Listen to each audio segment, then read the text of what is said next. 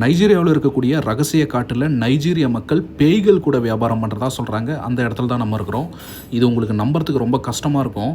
ஆனால் உண்மை என்னென்னா, இந்த இடத்துல பேய்கள் கூட உண்மையாகவே மக்கள் வியாபாரம் செய்கிறாங்களாம். ஆயிரக்கணக்கான ஆண்டுகளாக இந்த இடத்துல வியாபாரம் செய்யக்கூடிய ஒரு வழக்கம் இருக்குது. நைஜீரிய மக்கள் இந்த இடத்துல அவர்களுக்கு வேண்டிய வரங்களை கேட்கக்கூடிய நிகழ்வுகள் நடக்குது.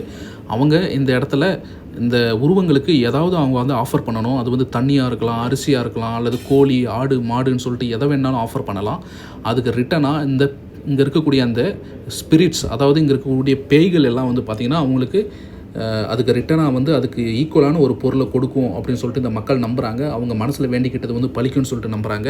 இந்த மாதிரியான உருவ வழிபாடு பார்த்திங்கன்னா ஆஃப்ரிக்காவில், அதிலும் குறிப்பாக நைஜீரியாவில் பார்த்திங்கன்னா அவங்களுடைய ட்ரெடிஷ்னல் ரிலீஜியஸ் ப்ராக்டிஸில் ஊறி போயிருக்குதுங்க. என்ன தான் இன்றைக்கி பார்த்திங்கன்னா அவங்கெல்லாம் கிறிஸ்துவர்களாகவும் இஸ்லாமியர்களாகவும் மாறிட்டாலும் கூட இன்னும் கூட இந்த வழிபாட்டு முறையெல்லாம் இருக்குது. ஆனால் இந்த வழிபாட்டு முறை பார்த்திங்கன்னா மற்ற இடங்களில் இருக்கக்கூடிய வழிபாட்டு முறையை விட கொஞ்சம் வித்தியாசமானது.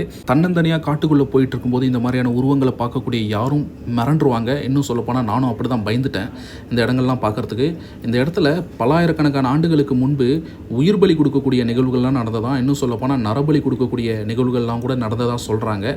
இன்னும் கூட இந்த இடத்துல ரகசியமாக நடக்குது அப்படின்னும் சொல்கிறாங்க. அது எந்த அளவுக்கு உண்மைன்னு சொல்லிட்டு தெரியல. ஆனால் இந்த வழிபாட்டு முறை ரொம்ப வித்தியாசமாக இருக்குங்க.